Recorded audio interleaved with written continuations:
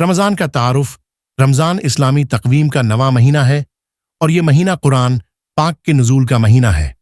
رمضان کا مقصد تقوی حاصل کرنا، روحانی پاکیزگی اور نفس ہے کی اصلاح کرنا ہے۔ 2. روزے کی اہمیت۔ قرآن و حدیث میں روزے کی فضیلت۔ روزہ تمہارے لیے لکھا گیا جیسے تم سے پہلے والوں کے لیے تھا تاکہ تم پرہیزگار بنو۔ البقرہ 183۔ روزہ صرف کھانے پینے سے رکھنے کا نام نہیں ہے بلکہ زبان، آنکھ اور کان کو بھی گناہوں سے بچانا ضروری ہے۔ 3. رمضان کے روحانی فوائد۔ گناہوں سے پاکی۔ رمضان کے روزے اور عبادات بندے کو گناہوں سے پاک کرتے ہیں۔ رحمت، مغفرت اور جہنم سے نجات۔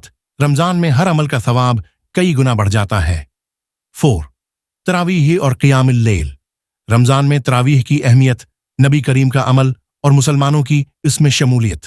شب قدر 1000 مہینوں سے بہتر ہے۔ القدر 3۔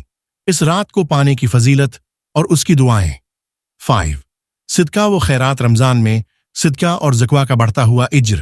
صدقہ گناہوں کو ایسے ختم کرتا ہے جیسے پانی آگ کو بجھاتا ہے۔ فطرانہ، روزہ داروں کی طہارت اور محتاجوں کی مدد کے لیے دیا جانے والا صدقہ۔ 6. رمضان کا اختتام اور عید الفطر۔ رمضان کے اختتام پر مسلمانوں کی عید کی خوشی اور اللہ کی نعمتوں کا شکر ادا کرنا۔ عید الفطر سے متعلق اسلامی تعلیمات اور خوشی منانے کا طریقہ۔ 7. رمضان کے معاشرتی اثرات۔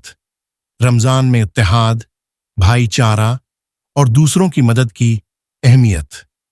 سحر و افطار میں خاندان اور معاشرتی حلقوں میں محبت اور اخوت کا فروغ۔